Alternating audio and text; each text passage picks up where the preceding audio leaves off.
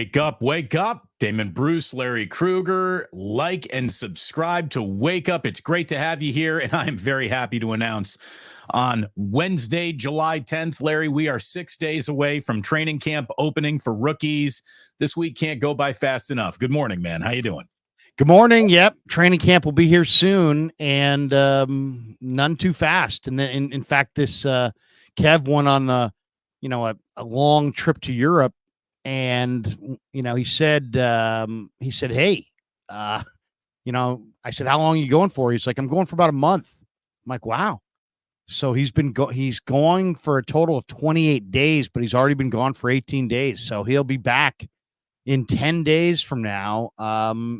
And we're promising to have just a monster football season with all kinds of content released through every portal, every social media portal known to man. So buckle up your chin straps, Niner fans, because Niner content is coming your way in a huge way, starting with training camp. This year, Kev going full time on the Krug Show. No more, hey, I've got to study about this or that at Cal Poly. Dad, I got to go to a fraternity party. Dad, I got to date with my girlfriend. Now he is all in on 49er content creation as of like camp. a shaving cream pie you can't avoid. It's going to hit you in the face. 49er content. It's coming. We don't have that much actual 49ers content changed between the last time we talked, Larry, and what we're going to talk about here today. As always, Brandon Aiyuk is the first order of business, and some interesting things being said by Matt Mayoko on a podcast lately, where Mayoko basically sent up a signal flare that an extension for Aiyuk is about a 50-50 proposition. And at the end of that proposition, it doesn't sound like, he's getting traded. It sounds like the 49ers are ready to buckle up and play hardball with their wide receiver, according to what Brandon Aiyuk or Matt Mayoko said about Brandon Aiyuk. What do you got? Yeah, Mayoko says that an Aiyuk Niner contract is, or I should say contract extension, quote, is far from guaranteed. So, if extending Aiyuk, and what Mayoko's point is that the Niners are holding firm on this. Why? Because they're staring at a free agent class next year of their starting left guard, Aaron Banks, their two starting corners, Diamador Lenore and Mooney Ward, and, one of their best defenders in Dre Greenlaw. All four of those guys probably are going to walk away if they go and do this extension with Aiyuk. So it's easy, it's easy to be like, sign Aiyuk. But that's easy to kind of say, sign everybody. What you really are saying, it sounds like, is sign Aiyuk and don't sign Banks, Lenore, Ward, or Greenlaw. And if you frame it like that, then all of a sudden now you got to pause, right? Now you got to think about it. Well, wait a second. How valuable are those four guys? How valuable is Aiyuk? So on and so forth. And then now it makes you pause a little bit. But yeah, Aiyuk, he said that he would Mayoko put the Aiyuk contract extension at 50-50, saying that it's 50% chance it gets done, 50% chance it doesn't. He says, and then he kind of went on and added his wrinkle at the end, Damon, saying that he thinks that the Niners will have Aiyuk play this year on the 5th-year option. If they can't come to some kind of long-term agreement in the middle of the year, they will franchise tag him at the end of the year and most likely attempt to trade him next March after they franchise tag him. But so kind of the way franchise tagging him is really punitive in terms of the amount of money in cap space of next year. I mean, to franchise tag a wide receiver now, that's the average salary, the top 5 highest paid wide receivers. So you're looking at, a $30 million conversation right there. Right. I mean, it's really similar. And trade him.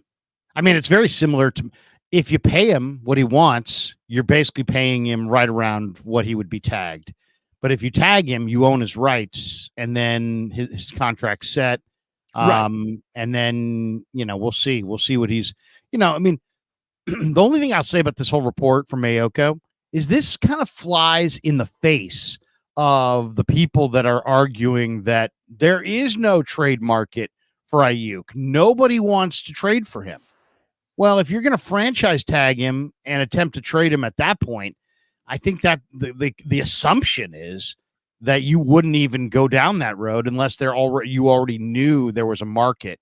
Who the hell is saying that there's no market. trade market for Brandon Aiyuk? That's absurd. Dieter was saying it last night on the stream. He said that there's no, there's not a burgeoning market because not only would you have to satisfy the 49ers in a trade, but then you got to turn around and satisfy Aiyuk with a contract. I kind of disagree from the standpoint of we're talking about a top 5 or 6 NFL wide receiver in the prime of his career. And yes, are there options in the draft? Yeah. But we all know the way the draft works with wide receivers. Almost every wide receiver in our lifetime, not named Randy Moss, came into the league and had a 1 or 2 year ramp up where they kind of struggled. So if you're Trent Baalke and you think, well, wait a second, if we draft, and they drafted the LSU receiver, Brian Thomas, what if it takes him 2 years to get it going? Is Trent going to even be there by the time that Brian Thomas is playing his best football? As opposed to if you're on the hot seat or you need to win now, Aiyuk's ready to roll. He's a ready to produce player. Of course, he's going to have a trade market. Now, will it be the robust return that, that Niner fans dream of? Maybe not.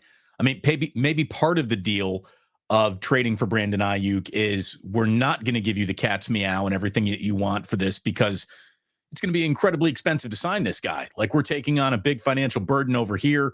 So we need to protect some picks or something along the way because that doesn't jive with Tyreek. Tyreek, they paid a ton for. Miami paid a ton for Tyreek and then had to pay him a ton.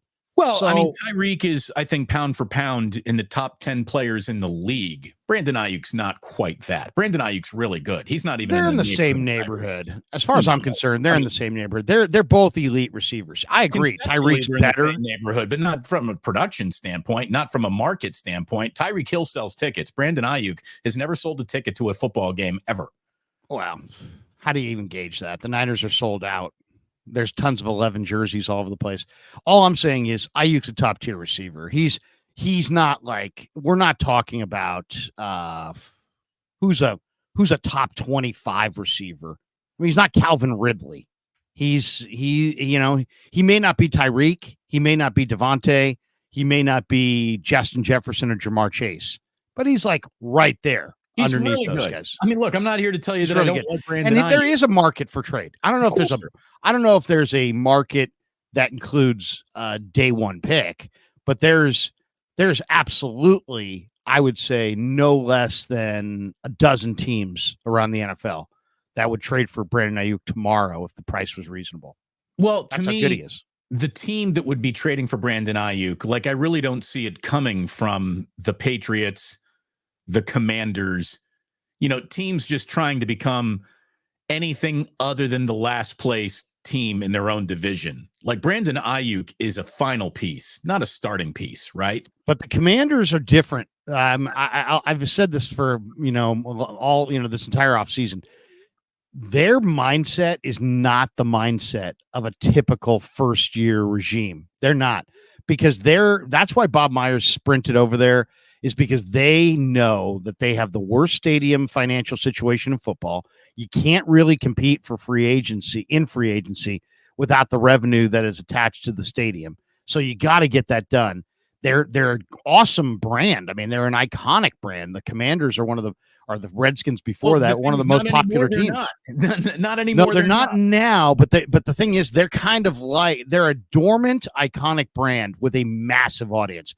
I mean, anybody who's been in the Beltway at all, I mean, the Redskins are like 5 times more popular than the Nationals, the Orioles, and the Wizards / Bullets. The Wizards, the Capitals, the Baltimore Ravens. They're all, I mean, Ravens are popular too, but the Redskins and the Commanders have a deep pull in that part of the country. And they know that they need to do 3 things: get their football situation cleaned up as fast as possible. So they brought in a head coach, new GM. He signed 20 veteran free agents. That's like the record for veteran free agents in one off season. So they're not like going, hey, let's go through the draft and we'll build through the draft and, 1 piece a year, 2 piece. No, they're like, hey, we need to win right away. We need to By be the way, relevant right away. it's a great way to get stuck in the mud. How many times did Daniel Snyder win the offseason Super Bowl with the big signing that was going to change everything?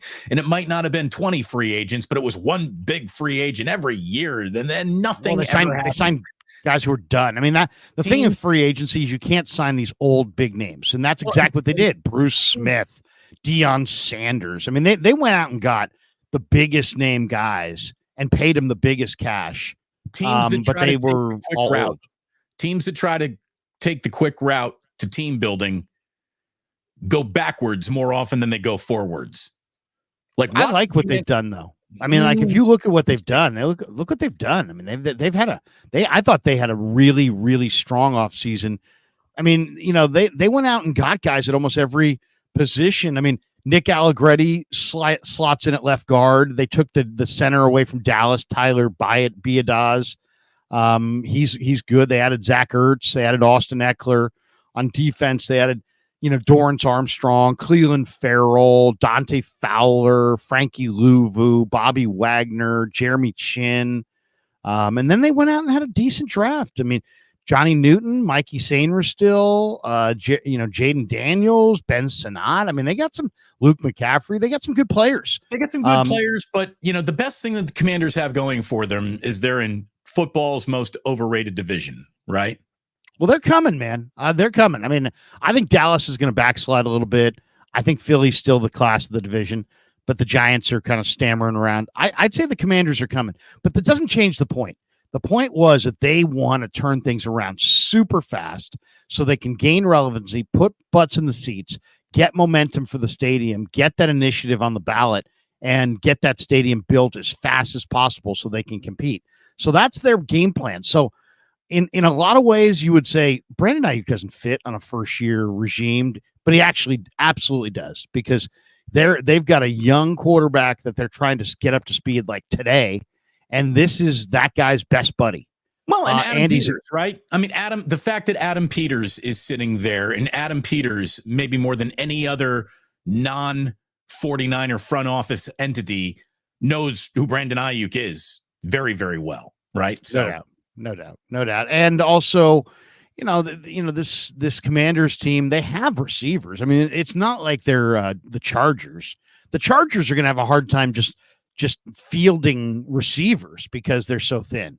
I think the Commanders have Terry McLaurin, Jahan Dotson, Luke McCaffrey. I mean, they've got, Jamison Crowder. They've got a full receiving core that they don't necessarily need Aiyuk, but they want Aiyuk, I'm sure, to satisfy Daniels and to get that momentum going towards being a playoff team and turning the whole franchise around. They're already sending him practice film. We know that. So, well, and that little move right there, I mean, probably gets Daniels in trouble, because obviously it came from Daniels.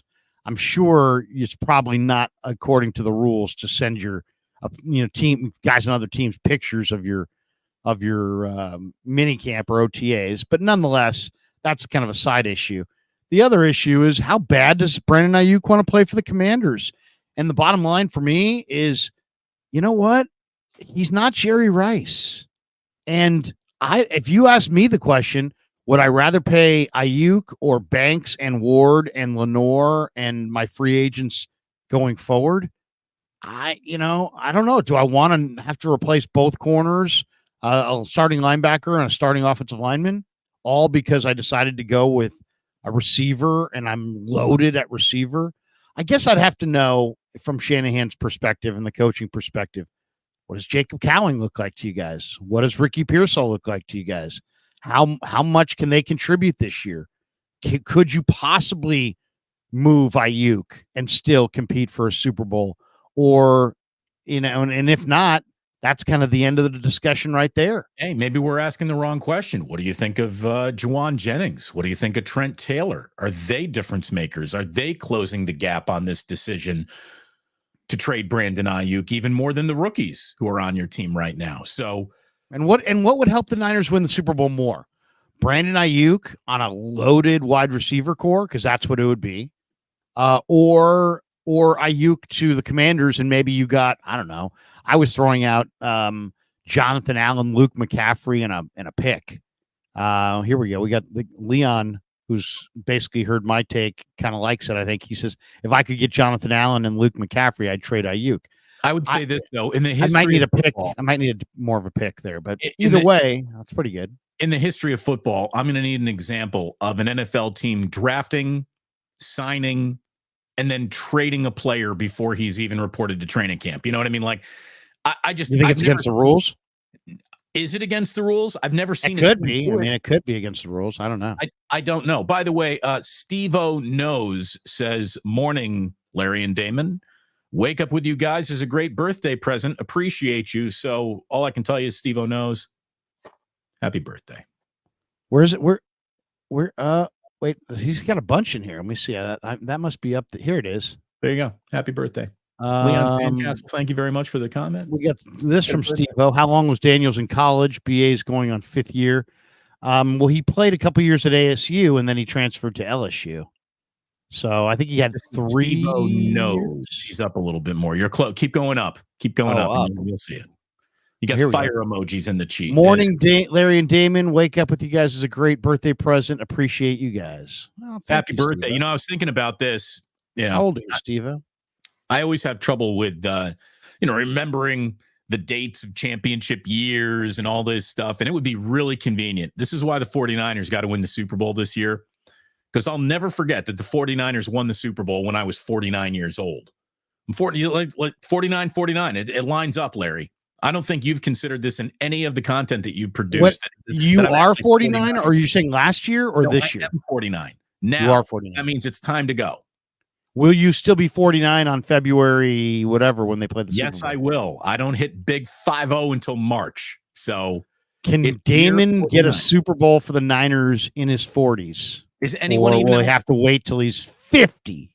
Anyone considering this? I mean, I don't think anyone's coming at this from this angle. No. So there you go. It's fresh. It's fresh material. Look for other content creators to jump aboard.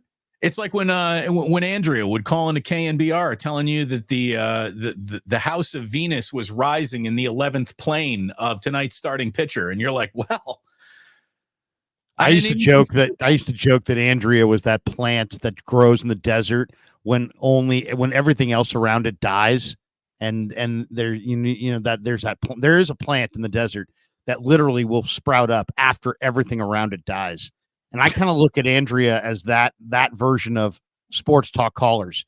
Andrea appears when all other callers die. Look, all I can tell you is that she's a hustler. She stays relevant. She puts in the man hours it takes to stay relevant. You're an Aries, which means that you're kind and you're also responsible and you like earth tones and you feel like the Giants don't have enough offense. Is that true? Yes, that is true, Andrew. I knew it. As I plot the charts, I can't help but notice there's a problem in this bullpen. Anyway, look, so there you go. I don't want to keep on going around in circles and Brandon Aiyuk. There's nothing left to say. The only thing we need on this is the conclusion. X marks the spot. We know what that X is. We know how different that X can change. It's just time to, I think, reach event horizon on Mr. Aiyuk and his situation. What is interesting, though, is that Matt Mayoko, very plugged-in guy, is saying that the 49ers are ready to just look at this whole thing and go, we're playing hardball, and we don't care if you're the poutiest, most tick-tockinest bitch in the locker room. We're bringing you back for 14 and a hook. And after that, we might franchise tag you. So, hey, you know what's the good news on all this, Damon? Is that Chase Sr. and I had a conversation about this the other day. He put together a reel and put it out there. I'm sure you're very familiar with reels. You put them together yourself. Aiyuk liked our reel, so maybe we'll be in the documentary. I might be in the documentary with, because Aiyuk liked the Chase Sr. Larry Krueger reel. And I don't even know what we said about him, but he liked it. So there you go. I'm excited for you both. I can't wait to see what that does for your career. We could be in the doc, man. We could be in the doc. Next thing you know, what was the Bulls doc called? The Last Dance. Yes. Here we go. The First Dance. Another dance. Another dance. Stop fucking dancing. These guys can't dance. Look, it's only one of us can dance between me and Debo at the end of the year. The Niners will have to decide. Michael says if you Spielberg and Hollywood come after you and Chase Sr. after seeing you in this documentary, which is sure to be nominated for several Academy Awards. Were you in the Brandon Aiyuk doc? Yes, I was. Thank you. It was a bit role, but it's what can I say? Michael Alana says if you were to swap receivers for Aiyuk, it'd have to be Jahan Dotson, not Luke McCaffrey. That's a huge fall off. The Super Bowl window was last year and our best chance to win it. I disagree with the Super Bowl window was last year. I mean, why? Purdy's better this year than last year. I guarantee you after a full off season. Shanahan's in the prime of his career. Nobody walked away. That's who was on last year's team that's not on this year's team that makes this year impossible. Right. Who's the best player they lost? Eric Armstead, guy with chronic knee and foot issues is also. I mean, let's not say anything negative about him. That's a loss. He was a good player. It's a loss, but I'm just saying that's not one of your top 10 players. I don't think. So something Lily bad here says her little baby dad says nobody wants Luke. Invader 49 says Luke is not that good. I think he's pretty good actually. I don't. He's not as good as Aiyuk. Well, we don't know what he is. That's the point. Yeah, he's not. I think we know he's not as good as Aiyuk. Right. I mean, Aiyuk was a first-round draft choice. This guy was not. And I've watched, some McCaffrey film, and I like him. Don't get me wrong. I like him. I'd like to have him, but he doesn't have massive separation. All I'm saying is, if you're the 49ers, you can have one of two. There's three possible results, right? The results are he sits there on the 5th-year option, pissed off all year, but he's on the team. That's one. The second one is he holds out and doesn't play until the last possible moment that he has to accrue the year and basically sabotages the year. And the third is that he's traded. And the fourth, I guess, is that he's traded for assets that are picks, future assets, and assets that are players, current assets. So you have 4 potential options. I don't think trading him for future assets is a workable situation. So take that one off the board because you can't look Kittle and Trent and all those veterans or coaches in the eye and say, hey, in the middle of our Super Bowl window, we're not getting anything back for a star receiver. No, that's a non-starter. So that one's off the board. I don't think just saying, hey, play on your 5th-year option, you sit there and, take it. I just don't believe they're going to do that. I don't believe that's the good thing to have a guy that vital to your team, that unhappy in the corner of your room. So that's another option I think is off the table. So to me, the 2 options really come down to you get this deal done or you trade this guy for assets that you can use this year. That's to me the only way this goes down. And it's probably unlikely that they trade him, but if they did, I could make a very compelling argument that getting Jonathan Allen away from the Commanders probably does more to help the Niners win the Super Bowl this year than even re-signing Aiyuk because you got a whole bevy of receivers and your defensive line's kind of just okay. You trade a 7th-round pick for your starting defensive lineman, Malik Collins. So that's a far cry from what they've invested in the defensive line in the past. So if you're expecting a 7th-round pick to just net you a great defensive line, okay, but I think that's kind of a dream world. And if I could get Jonathan Allen and get down the road, I probably would consider doing it. I love Aiyuk. I think he's the perfect receiver for the Niners. I think I would pay him. But if they're at this impasse and it's like, we cannot pay you, then trade him for assets that you can use this year. No, other than that, there are no other options. I agree with your logic. We think an awful lot alike. That's why we do a good show together. But Matt Mayoko just put on the table that being hardball and nasty about this is the way that the 49ers could go. Yeah. And I wouldn't begrudge him that. And again, I don't even think it's being nasty. This is just. Do you think that's him or do you think that's leaked? That's the other question. Is that Mayoko just giving you a Mayoko wisdom because, he just thought it up? Or do you think somebody whispered in his ear? He does have some take. I'll say this. I don't want to discredit him in any way, but he has had a couple of takes in the last year or so that almost only seem like they could be sourced from a leak. Well, I think Matt is dialed in. I think Matt feels that it's part of his job to get his rumors right, not just kind of lob things against the wall to see what sticks.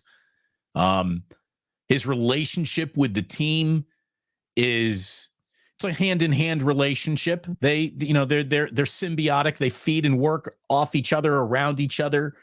So yeah, I don't think Matt is just pulling this out of thin air. I think he might have heard something. I think, a direction might have been tipped to him somehow, some way. And he's also smart enough, and Mayoko is, he knows that's part of the deal. Like, he's been around the block enough times to know that everything that the team is telling me probably comes with a little bit of an agenda to it. So I'm not going to just, turn around and tell you everything that they tell me, but I'll use the good stuff, the stuff that I know my company that I work for, that I'm trying to, create clicks for. This matters. I think Matt Mayoko is a really smart guy. He's really balanced. And if things come from him, they're probably well-sourced, and it's not out of a place of attention-seeking or panic. Matt's not a look-at-me broadcaster. He never has been. Well, he doesn't. Yeah, he's not a look-at-me journalist. He's just there to do the job and try to do it right. Right. But he's also, working for an entity that is very close to the 49ers. You could almost say flagship kind of brand of the 49ers. He's hosting 49er events for the 49ers. Right. So it's not, he's not truly, I don't know if I could, I love him. He's a good guy, but I don't know if is he truly independent? Is he independent like you and I? Absolutely not. Is he to what level of independence? So all I'm saying is I don't think the Niners spin. I don't think the Niners leak, but I would not be surprised if somebody whispered in his ear, "Hey, look, we're not budging on this, and if you want to guess where this is going, here's a good guess.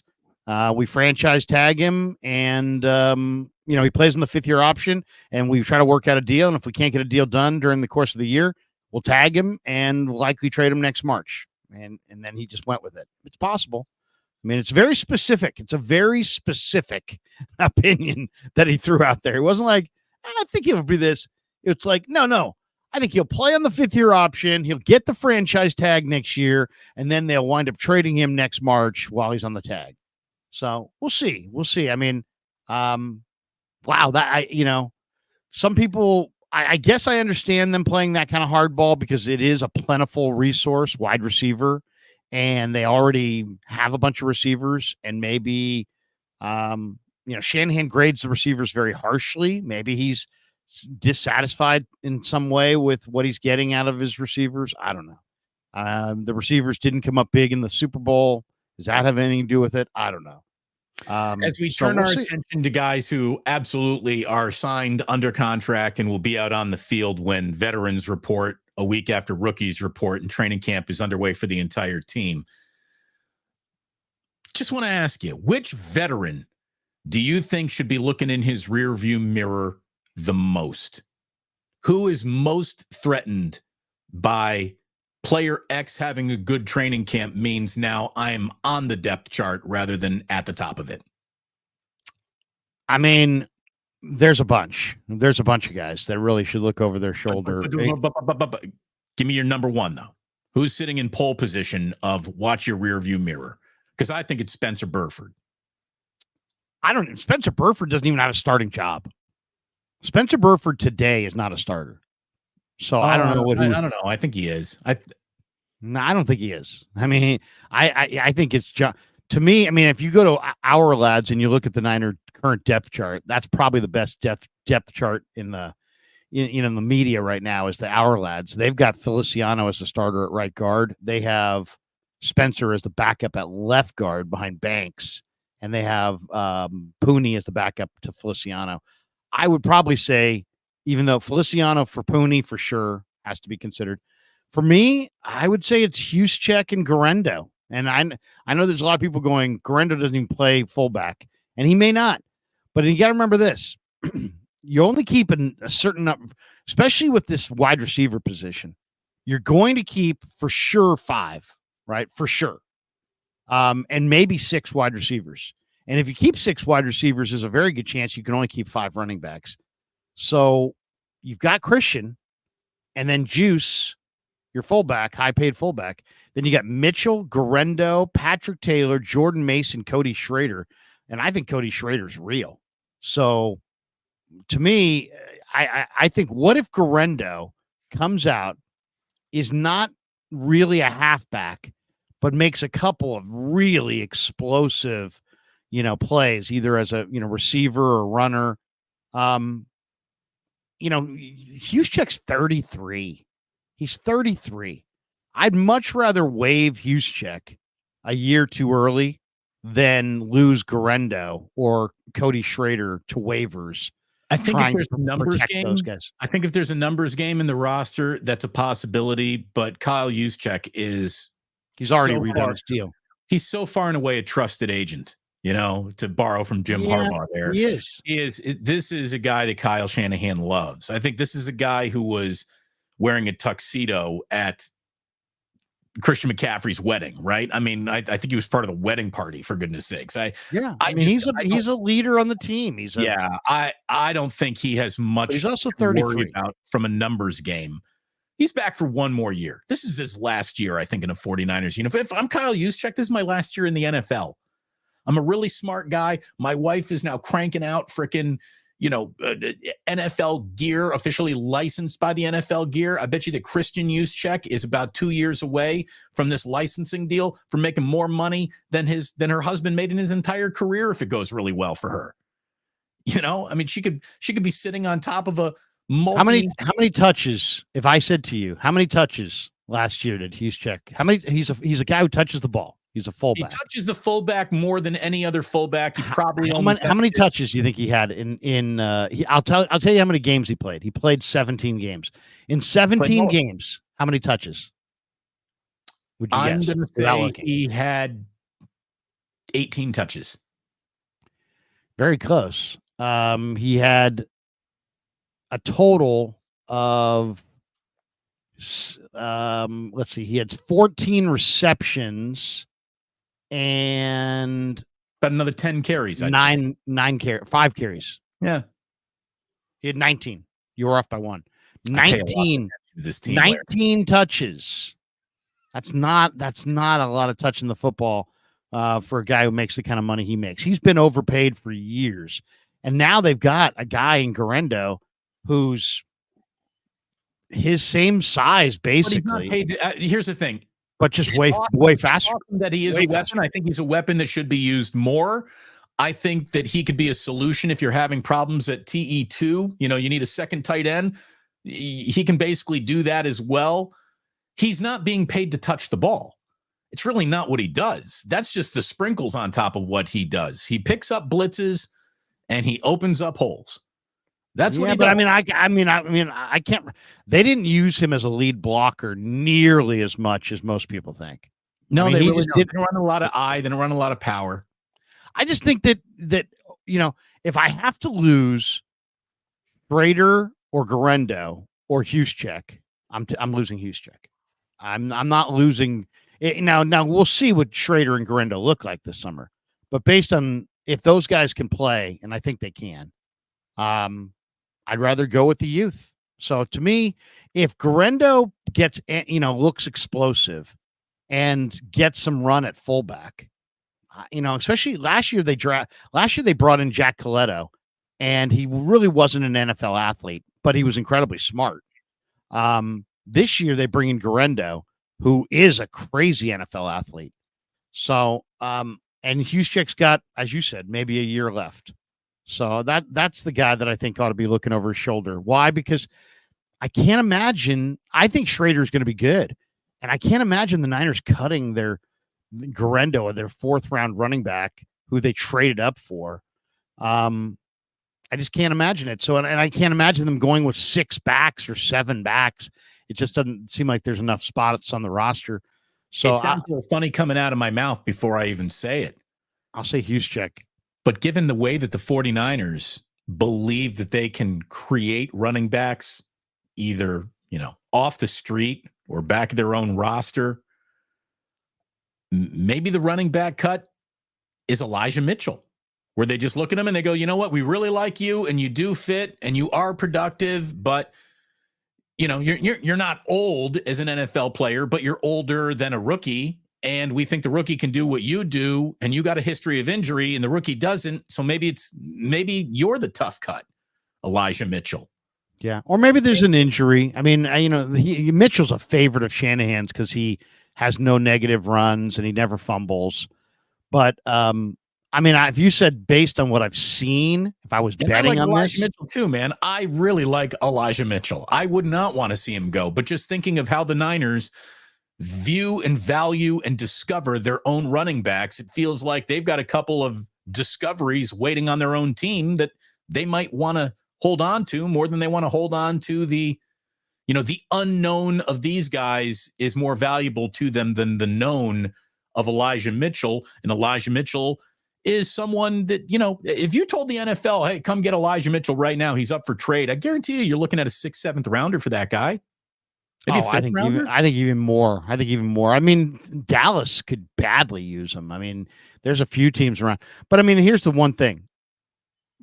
Shanahan is the guy who makes this call. Shanahan has consistently put Mitchell over Mason. Yep. So even though we like Mason, even though Mason's intriguing to the fans, I would say if you made me wager on it right now, I'd probably go they keep 5, and the 5 are CMC, Juszczyk, Mitchell, Guerendo, and Schrader, with Patrick Taylor and Jordan Mason getting cut. And I don't or traded. But I wouldn't do that because Jordan Mason to me looks like a monster. But obviously Shanahan doesn't share that belief, or at least sees more great things in Mitchell than Mason. Well, look, I think he should be your second running back. I really do. But if Cody Schrader and Guerendo are just superstars in training camp and in the preseason, there's a tough decision there. Maybe I'm just throwing it out here, just thinking out loud. That's all we're doing over here. We're just thinking out loud. Welcome to Wake Up. Like and subscribe. Thank you very much for supporting the channels. It streams on both channels. Make sure you're liked and subscribed to both. No matter where you're watching, make sure that when the show is over today, you go over to the other guy's channel and you like and subscribe to that channel as well. Did you see there's a story? ESPN's Jeremy Fowler was talking to a player personnel. His ranking of top running backs in the league is, I guess, where the conversation started. And then the point was brought up to him, and I saw it aggregated. It was in an Arizona newspaper somewhere. ESPN's Jeremy Fowler quoted an unnamed player personnel executive who said, quote, San Francisco made one of the best trades of the decade when they got Christian McCaffrey in 2022. He's perfect for what they do. The results, I think speak for themselves. The 49ers were a pretty good football team before Christian McCaffrey joined them. Then they became the second best team in the league, only second to the Kansas City Chiefs. With Christian McCaffrey, they have been virtually unbeatable in most games that he's played. He's been phenomenal. His production has already, I think, vaulted him into the top 10 all-time 49er offensive weapon conversations. The guy's been absolutely perfect for what they do, as the guy was quoted saying.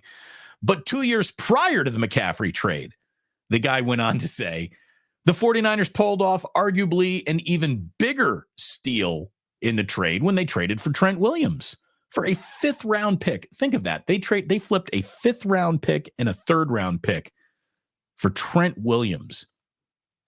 That's great.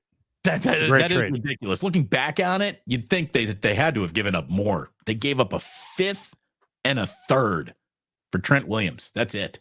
Yeah. I can't even best left tackle in the game. Well, and I It's a can't great even trade. imagine the team really making the argument that they can compete for a Super Bowl without Trent Williams. I mean, there were some circumstances with Trent where he was unhappy with Washington, and I think there was some leverage that the Commanders didn't have there. But so that's part of the reason that price tag was lower. I think everybody knew that that was a great deal for the 49ers. But yeah, I mean, it's the one thing about the NFL is you don't see a lot of trades, but when you do, oftentimes they don't make a whole lot of sense. The Niners, before they went to the Super Bowl in the Harbaugh era, or after they went to the Super Bowl, I should say, added Anquan Bolden. And Anquan Bolden was still damn good. He was a hell of a Niner. And he had a 200-yard day in his first game, I think, against Green Bay, week 1, for playing with Kaepernick. But Anquan Bolden, they got for a 6th-round pick. And if you look, I think Marshawn Lynch might have gone from Buffalo to Seattle for nothing. I mean, hardly anything. So it's like there aren't a lot of trades in the NFL, but usually when guys get traded, you're looking at the draft pick compensation is always like, what? It's like teams really love their draft picks, and the draft picks represent tremendous value. And usually if you're trading for the player and you're getting whoever's getting the picks is getting lower value picks than you would think based on how the players played. But that's, players have big names and big reputations. And as they get older, they're just a name on the back of the jersey, and they don't have the same game. And then all of a sudden people are like, you get traded blankety blank and you only you trade them for a 6th-round pick. I mean, it's like, you got to be kidding me. But yeah, that's kind of the way it goes. So that's another reason why I would not be in a real rush to get picks back for Aiyuk, because odds are you're going to get like something very underwhelming, like a 3rd and a 4th-round pick, and that ain't doing anything for you. Well, I mean, it depends on who that third. I mean, it's again. Well, it depends if you draft Russell Wilson in the 3rd round or something. Right. Picks don't mean much until that's the pick that turns into a player that's sitting in your team's Hall of Fame one day. And then, oh my God, thank God you did it. So CJ Beathard for the pick that became Brock Purdy. That kind of trade. It's the greatest CJ Beathard. It's the greatest day CJ Beathard's ever had in the NFL. Let's be honest about it. So I've got a few other NFL stories that officially come from the land of the other stuff. Do you have any more Niners here? Yeah, well, there's a good story right now, Damon, on Niners Nation by Jason Aponte. Mm-hmm. And he is reviewing 3 potential Brandon Aiyuk trade scenarios. And, we've all seen all the different scenarios, but here's the 3 that he threw out. The first one came from, Cody Benjamin of CBS Sports came up with 3 proposals for Aiyuk that include the Washington Commanders. Proposal 1, tell me what you think of this one. Aiyuk for, very simply, their 1st-round pick next year. For who? Who are we trading with here? It's Aiyuk. Aiyuk to the Commanders for the Commanders for the 1st-round pick.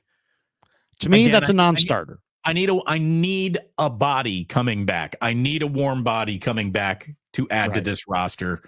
It has to be at least a Jahan Dotson or and I'm not or just it doesn't have to even be a receiver. It has to be, but you can't get it just a pick. You can't just get a pick. Number 2, Aiyuk to Washington for a receiver named Diami Brown and a 2nd and a 4th in next year's draft. That's an easy no.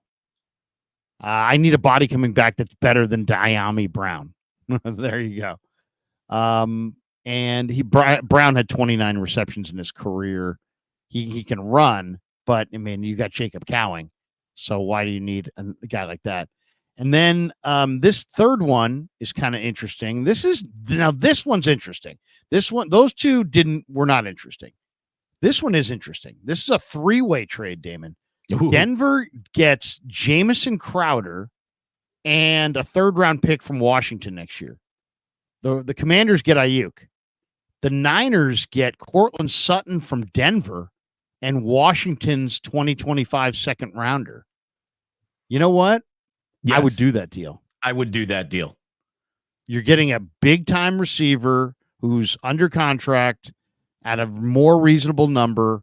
You're getting a 2nd-round pick that easily could be in the top 50, and you're making this nightmare go away. And you're Sutton's 28. He's established. He's coming off kind of a down year with Russell Wilson throwing him the rock.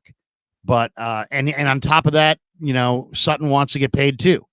But right. Look, he's not going to reach Aiyuk's production in Denver against them, because Denver's been in a little bit of a weird, just place.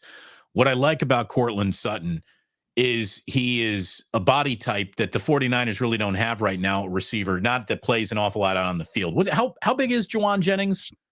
He's like 6'3", 6'3", 225. This is a 6'4" player, Courtland Sutton. This guy's big. He's a big receiver. I'll say this. I like Marvin Mims from Denver. That's the guy. That's the young receiver I'd want to, instead of one of those picks, how about a lower pick and give me Marvin Mims?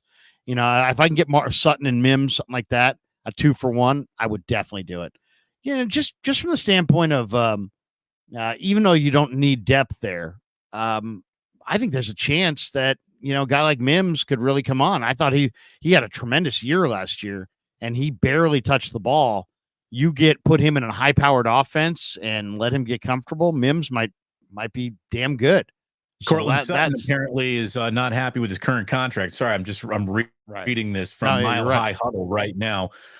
With Jerry Jeudy's trade to the Browns, Courtland Sutton's role as wide receiver one of this offense only becomes more important. Unfortunately, the wide receiver is currently engaging in contract talks with the Broncos that has indicated that if a resolution is not reached by the start of camp, he hasn't ruled out holding out. I mean, to trade for Courtland Sutton, are you winding up in the same complicated situation you're in with Brandon Aiyuk, except you just changed the name from Brandon Aiyuk to Courtland Sutton? But the thing is, maybe Sutton is going to earn a year wide receiver. Well, he's not a $30 million wide receiver, but maybe Sutton what he's asking for is more in line with what you can afford to pay. I don't know. I mean, it's just, to me, that one's the most intriguing though. Courtland Sutton in a second seems fair. Heck, if I could get Marvin Mims and Courtland Sutton, I would try that. But I love Aiyuk. I think he's perfect for the Niners. How about this? But at some point, I'd like to move off this.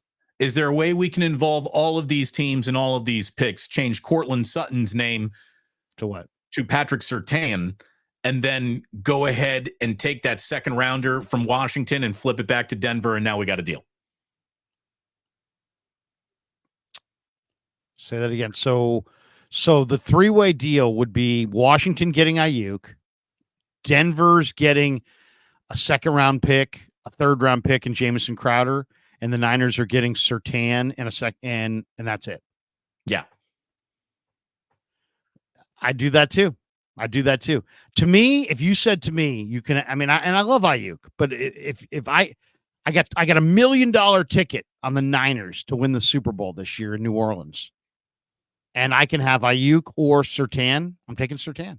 Look, I'm leaning into the cliche, which isn't Brandon Aiyuk wins championships. It's defense wins championships. So I'll take the lockdown corner for sure. Well, I mean, and it's also about what else you got.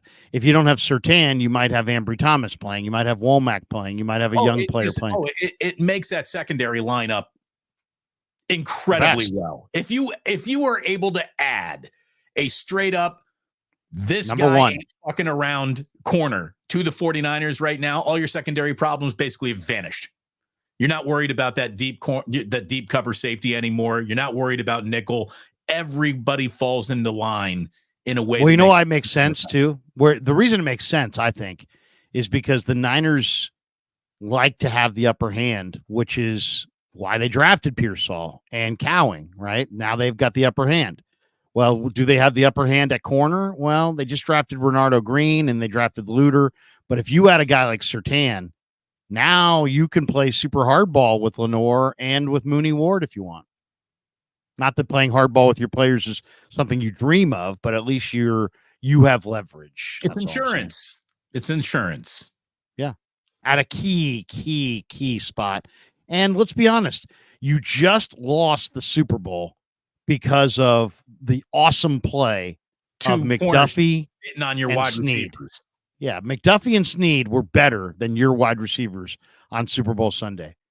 And if you had Surtain and Mooney and Lenore, maybe next year your corners will dominate the AFC champions wide receivers in the Super Bowl. Now you got me wanting to look up, like, what's Cortland Sutton's win rate against, pressure?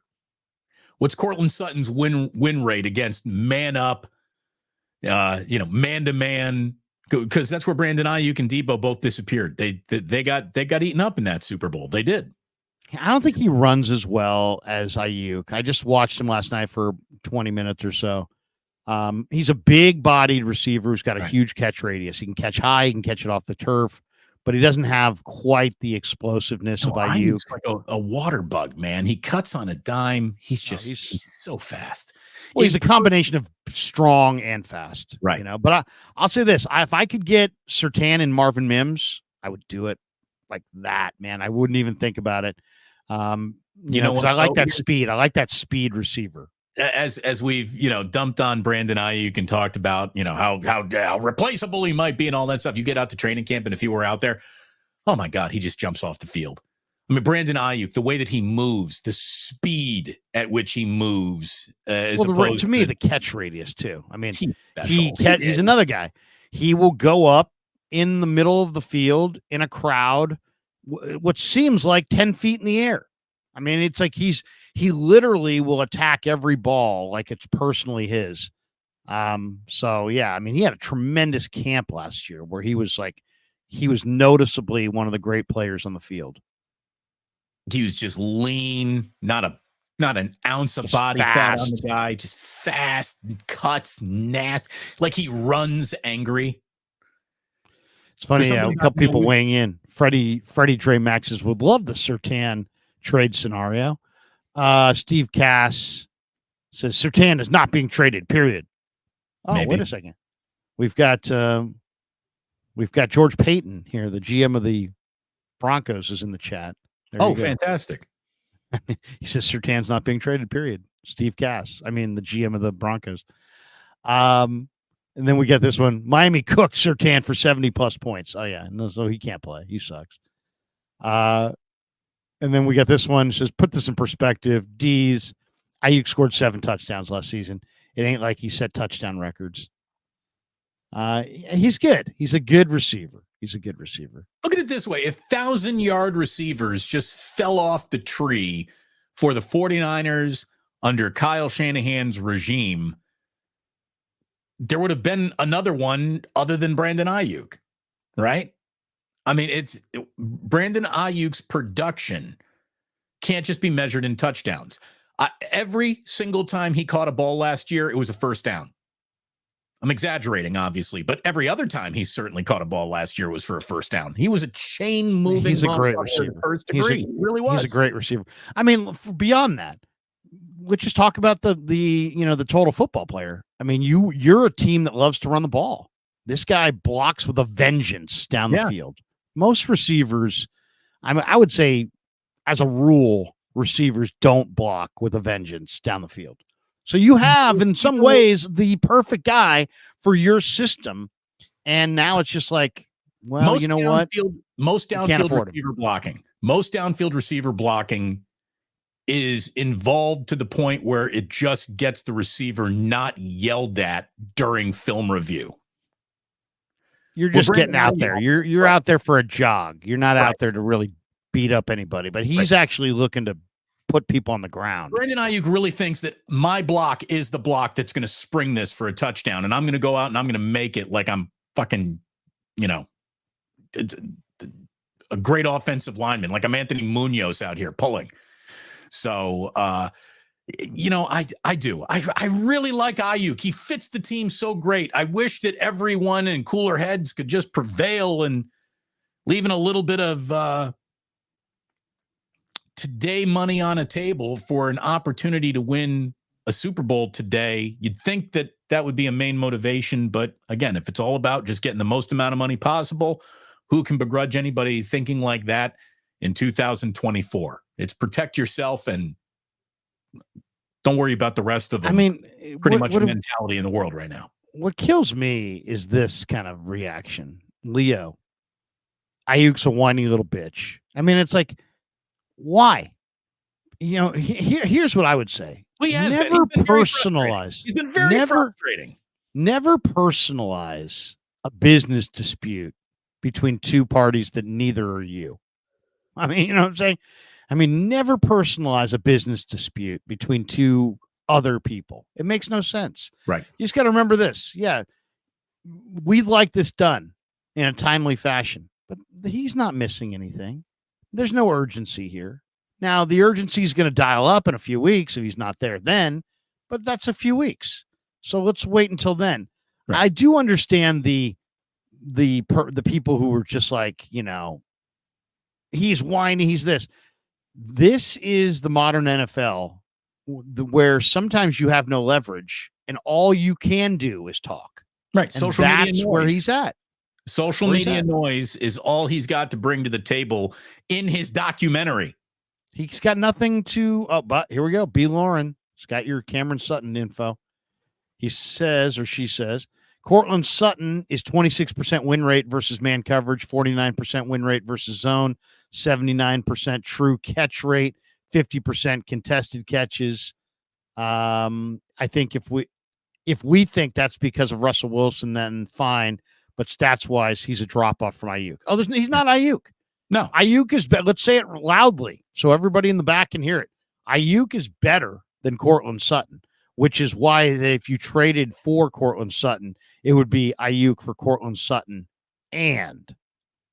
right? It wouldn't be Aiyuk and for Sutton. It would be Aiyuk for Sutton and. Right. So, So I got a few other things. I can't talk about Brandon Aiyuk or a conceivable trade that you read about somewhere. I don't want to talk about it anymore. Do you have anything other than Brandon Aiyuk left on the table today about the Niners? If not, I got a couple of other NFL stories for you. Well, yeah. I mean, I did read a lot of the annuals in the last week, and one of the lines that kept coming up, and it was stated by John Lynch at the end of the Super Bowl loss, is that in his mind, the 49ers needed to go out in this offseason and add some, quote, finishers. And I guess the question I would have is, now that the offseason has come and gone and we're on the verge of camp, did John Lynch indeed add what you would just define as finishers to get the 49ers over the top this year? I like Leonard Floyd as a finisher. I was about to say, so Leonard Floyd is the first name that popped into my mind right there. He is, a tested veteran in this league. He's passed an awful lot of tests. What's the definition of him finishing? Have the Niners won the Super Bowl? Is that finishing the job? What if he had a 10-sack season, but the Niners didn't win the Super Bowl? Did he finish his job? But I don't know what the question really asks. Here's the thing I know. No one's going to be accused of having a good year no matter what they do without a Lombardi trophy at the end of it. There is nothing left to accomplish. There's no amount of statistical excellence. There is no amount of production from a fantasy standpoint or a pro football focus standpoint. There isn't any amount of pro football focus positive grades that matter at all. It's just about ending the year holding the Lombardi trophy. Anything less than Kyle doing this at the end of the Super Bowl means the whole year kind of was a waste of time. And that sucks. I'll say this, then get ready for unhappiness, because the reality is the spot the Niners are in, teams have been in 56 times and not made it to the Super Bowl. That's 56 times. It's not easy. In the history of the Super Bowl, the team that lost did not go back the next year and win. Only 3 times has it happened where the team that lost the Super Bowl came back and won it the next year. And 2 of those were like Super Bowls in like the first 10, like Super Bowl 5 and Super Bowl 7 or something like that, whatever it was. Kansas City Chiefs. Yeah. Kansas City Chiefs lose to the Patriots, and then they come back and they beat the Niners. They didn't lose to the Patriots. Or, excuse me, the Buccaneers. Buccaneers, yeah. Fucking Brady. Well, that O-line. I mean, their O-line was hurt that year. And, their O-line was bad this year, but for whatever reason, they got no holding calls in the Super Bowl. It was an amazing performance from a bad Chiefs O-line. Or it was it was a dubious officiated game. Yeah. Don't go back and look at it. You will be upset. You will be upset. Look, yeah, it's the 49ers are in a situation that is it's one that is an envious situation to be in. It's also, setting up for pain more than anything else. Winning a Super Bowl is it's as hard of a thing to do in sports as there is. And the 49ers got nothing left to do but that. Kyle has nothing left to do. There's no amount of he could have an undefeated regular season and then go on to lose in the playoffs, and he is going to be talked about like he was Rich Kotite. That's the truth. It's bottom line. It's a bottom line oriented, you either do or you don't. There's no ambiguity about any of this. You either do or you don't. And it's as simple as that. I mean, we can talk about it endlessly, but you either got it done or you didn't get it done. So thus far, he hasn't gotten it done. It doesn't sound like, the house anyone that wants to live in, because you only want to live in the house that's got the Lombardi trophy sitting on the front lawn. But the truth is, without a Lombardi trophy, knowing how mathematically the odds skew against any team winning a Lombardi trophy in any season, all you can really, really hope for is that you have a good team with an owner who cares and a well-run organization and a general manager who knows what he's doing and a coach who continues to motivate him and draw up winning game plans. Even in defeat, you can have the right game plan and still lose a game. But if it's a winning game, the 49ers are an excellent operation. The only thing they're guilty of is not winning a Super Bowl. That's it. And I know that there's a lot of attention. Not winning the 6th Super Bowl, and they've won 5. There's a lot of attention grabbing to be done by content creators, selling you on the what is not there, on the how poorly it's coached, how poorly it's run, how out of time all these people should be because they've been stewing around Santa Clara too long by now. And if they haven't done it by now, they never will. And that is such poor coverage of the reality of this league. For the last 5, 6, 7 years, the 49ers are in the small handful of teams in the NFL that are truly really well-run teams. Everybody in the league wants to be more like this than less like this. And the Niners are one of those teams that everyone wants to be more like. Everyone wants to run Kyle's running game.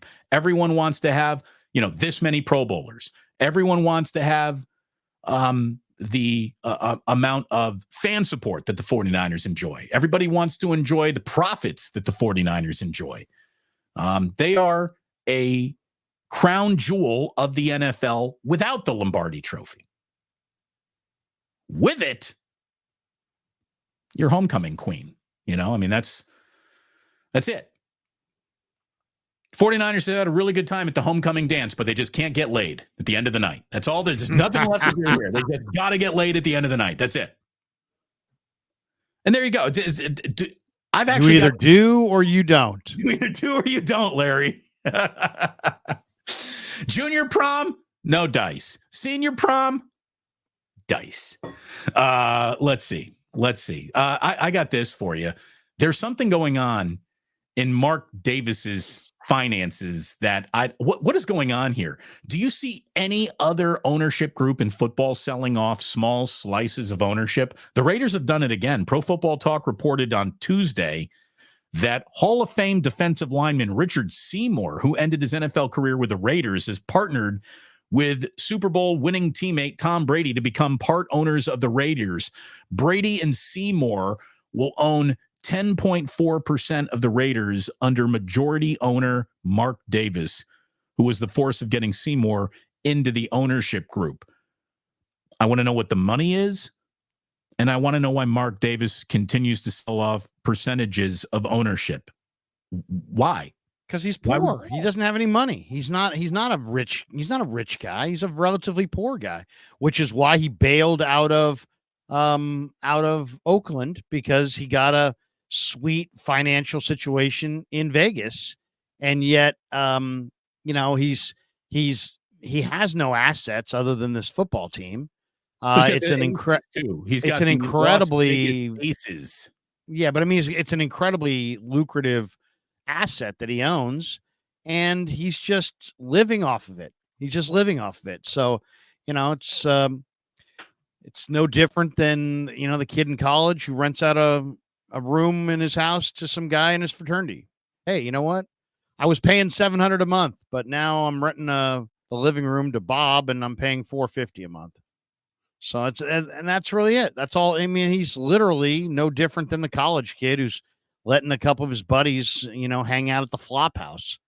First of all, how does Richard Seymour have I'm NFL owner money? Well, he's a Hall of Famer. He played a long time, and the Raiders gave him a lot of that money. They're the ones who paid him in free agency. Still, I mean, Brady's, we're talking Richard Seymour can't be worth here's the thing. Well, first of all, millions of dollars. First of all, if somebody offers you an opportunity to take some income that you aren't living on, and the kinds of money, the typical money that's invested in these assets is not, that's not like, hey, I need to pay, my tuition money. This is money that you have.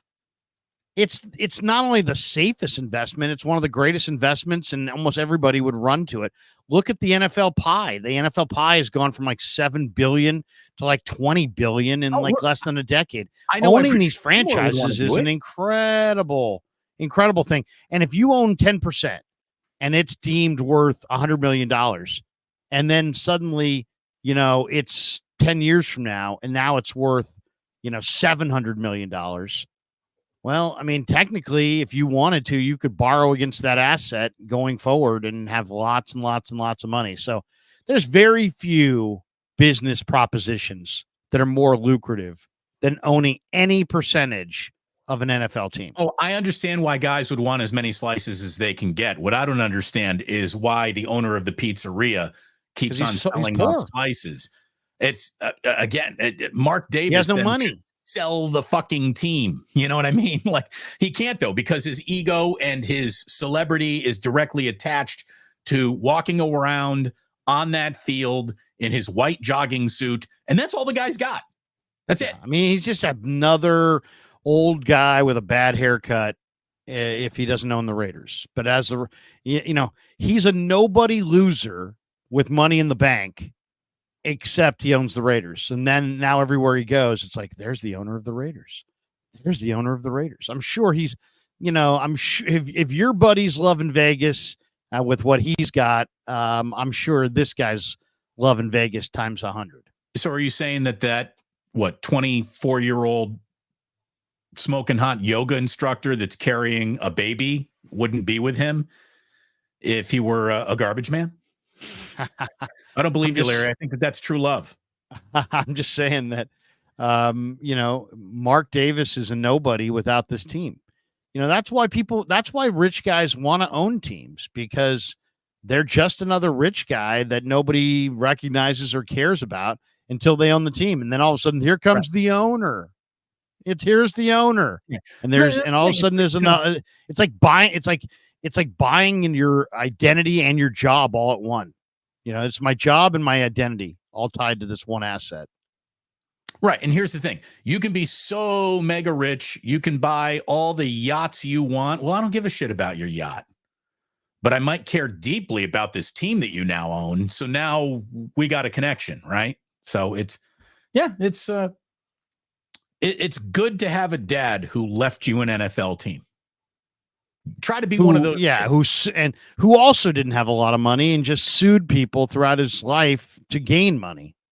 I mean, Al Davis just went from lawsuit to lawsuit to lawsuit to lawsuit. He wasn't a rich guy. He was a relatively humble man, as not a man of ownership means, but his family is now. Because of the Raiders. Speaking of the Raiders, Davante Adams not happy, Larry, with the Los Angeles Chargers social media team, who I guess during their schedule rollout, every team's trying to make a clever or funny or interesting video when they roll out their schedule. Well, I guess when the Raiders came up on the schedule, they showed a picture of Davante Adams and they showed a picture of a trash can. And Davante Adams has, officially written that down in his little black book, and he's keeping score. And he does not like that.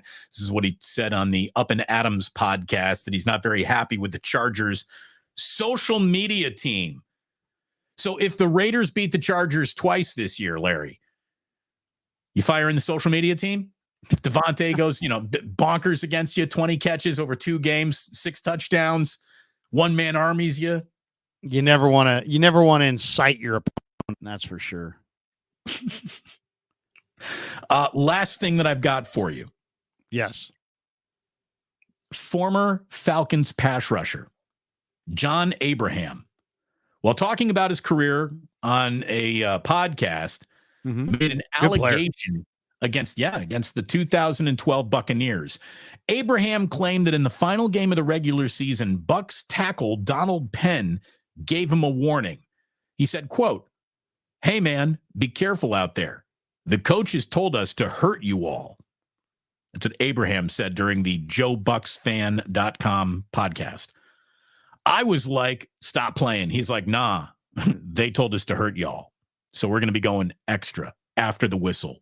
And we're going to be doing everything to try to mess with all of you. What team was he on when what team's he claiming Donald was trying Penn to hurt? Is a Buccaneer telling Jonathan Abram, the Falcon, we've been told to come get your ass today. And play. Who was the head coach at the time? Gruden? Nope. Who was it? Dungy? The thing that makes me think that there is maybe a little truth to this, because no. We'll get to it. And it'll make sense. You're about to see the Matrix. It's Greg Schiano. The Rutgers guy, who's always had kind of questionable.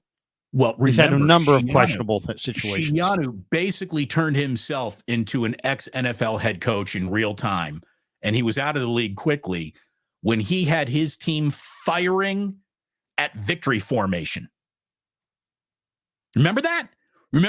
Like, I don't know who they were playing, but Tampa Bay is firing out, like chopping knees during victory formation. That's a little hardcore. That's more than hardcore. That's officially not what pros do. It's like being at the last 10 seconds of an NBA game. You're not allowed to shoot if you're up by 10. You know what I mean? Like you don't get to shoot that basketball. These are unwritten rules. Victory formation is tantamount to this game's over, and we all know it. So for Schiano to coach his team to go out there and fire and try to cause a fumble in victory formation so you can, have the Herm Edwards famous play Eagles New York Jets from a million years ago that happened once in NFL history. It's kind of interesting. Now, I would also say if I were Penn, that's exactly what I would tell the guy just to get into his head lining up against me. But we've seen it. The 49ers have been on the receiving end of, affect the head level of go out and play to try to injure your opponent. So it is real. It does exist. I don't know if it really exists in this situation. 2 guys remember it differently. But again, Greg Schiano being involved, I'll give it a strong maybe. Yeah. I mean, and just his name alone makes you kind of wonder. Because he's been attached to a number of dubious ethical things through the years. So here's the deal. I see we got a couple of starred chats. Larry, let's hit them. And then I got to run. I got to get going. Not only do I have Cyrus coming up at 11 o'clock today, we're going to be talking about Lauri Markkanen and Warriors and little basketball, little Olympic basketball. I've got a couple of other things to do before that happens. So I got to kind of get rolling here, man. Okay, here we go.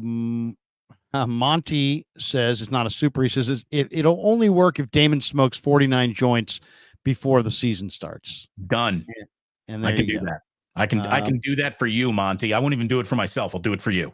Anthony says recently moved to new house and my community is number 40. My community mailbox number. What is that? Right, so he just moved into a place and his address is 49 something. So yeah, that's a sign. That's Anthony, a sign. it's a sign. It's a sign. There you go. What can I say? One interesting note. We are now in this Giants window of, are the Giants going to make a deal at the trade deadline? There's an interesting article out right now coming out of Pittsburgh. Just cut Nick Ahmed, by the way. Yeah, they DFA'd Nick Ahmed, and they're going young, and kind of an interesting time for the Giants. It's like there's a third wild card. They're not that far out of the wild card, yet they are sub 500. And I would say go for, see if you can find guys who have, team control. Like, don't trade prospects for guys who are free agents, not with a team that's not even in the playoffs or may not even make the playoffs. But if you could get like Randy Arozarena or Andrew Vaughn, somebody like that, Jazz Chisholm, all those guys have at least 2 years of club control beyond 2024. That's the kind of addition, if I'm Farhan, I would try to make. The other one that I'm reading about today is there's people around the industry that say the Pirates could be willing to offload the remaining portion of Cabrian Hayes, Charlie Hayes' kids, 8 years, $70 million contract that he signed in 2022. Hayes is having a bad year, and he's had some back issues. He's only hitting .232 with 11 extra base hits, including 3 home runs. I don't like back issues. Don't like back issues. Don't like back issues either. But I mean, this guy in 124 games a year ago hit .271, had 31 doubles, 7 triples, 15 homers, 61 RBIs. He's a world-class defensive third baseman. He won his first Gold Glove last season. He led all third basemen with 21 defensive runs saved. This is my pivot if I were the Giants on this one. First of all, Charlie Hayes was a Giant. He was a Giant and I think he had 2 stints with the Giants actually. But and I'd love to have his kid at third. What do you think of trading Chapman to like one of these teams like the Yankees, who seems like they're dying for a third baseman, getting out from underneath that contract and then turn around and see if you can add a guy like Cabrian Hayes? I mean, if he's got back problems, 8 years, $70 million contract is not that big of a deal. What do you think? Trade Chapman, see if you can add Cabrian Hayes, maybe add a player or two who's got club control, and go with the youth and tee up in 2025 and see what you got. I would do it. I would do that because I am ready to admit right now that even with a wild card appearance, you're still not doing much in a postseason. Should you even reach it? Right. You're forever 3 games under 500. Matt Chapman is one of the most easy on the eyes San Francisco Giants there is. I like watching him play. He had a great at bat, didn't have to get anything done with it, but he had a really good at bat in a high leverage situation. Last night was a really good game, and the Giants won it with a bleeding seeing eye single and then a walk-off wild pitch.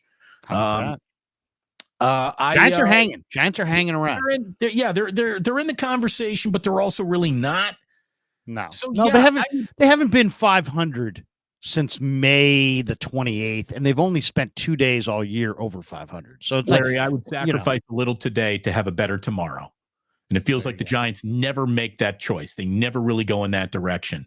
I would like to see it. It would be one of the more definitive moves of Farhan's tenure, where he basically, he doesn't punt on a year as much as he starts focusing on the years coming up a little bit more. I don't know. I like the idea. First of all, Farhan's got to do something because if they don't make the playoffs, it'll be 7 years. He made one playoff appearance in 7 years. There could be a lot of people calling for his head at the end of the year if they don't make the playoffs. But even beyond that, I think he's got to make that one deal that adds hope. He's got to somehow, shop for, he's got to keep building. It's not just like, are you in it or are you out of it? You just got to keep building. So in other words, don't trade for Chris Bryant and let him walk at the end of the year in free agency. Don't trade for a guy who's in the final year of his deal. Trade something for somebody that you have cost certainty on and control over for the next 2 or 3 years, and then build around that and see what you can come up with. That's the approach I would take. Meanwhile, Larry, Blake Snell's win day. Blake Snell win day. It only took till July the 9th, but he finally got it done. Well, I mean, he no decision. His ERA is now under 8. It's 7.85, but he walked 3, struck out 3, but only 1 hit over 5 innings. It's the first time he actually wore a Giants uniform and didn't step on his own dick. So congratulations to Blake Snell. No question. Hey, by the way, everybody hit like and subscribe before you get out of here. If you haven't hit like and subscribe, if you hit like, it will just help more people find the show inside the YouTube algorithm. If you hit subscribe and you hit that notification bell, anytime Damon goes live or I go live, you'll get a notification. And that's pretty much going to do it for us. I told you, Larry, you're going to want to believe in Blake Snell. Blake Snell's the kind of guy that, he sometimes has a bad year, sometimes has a good year, but when he has a good year, he wins Cy Youngs. So, it's probably out of the equation for this year, but a couple of good innings of Blake Snell, you never know. I liked Brian Hayes, but knowing he's got back issues, now I love LeBron Hayes. He's got flaws. Hey, you know what? Who doesn't?